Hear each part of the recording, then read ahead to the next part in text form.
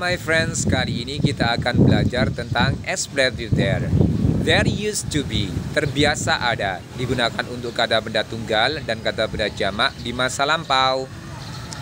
There used to be a motorcycle yesterday. Terbiasa ada sebuah sepeda motor kemarin. There used to be a bicycle last year. Terbiasa ada sebuah sepeda tahun lalu. There used to be a bus last month. Terbiasa ada sebuah bus bulan lalu.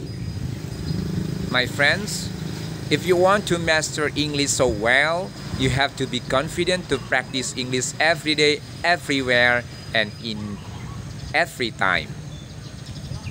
Because confidence is very important to master English skill. That's all. Thank you so much. See you next time, guys.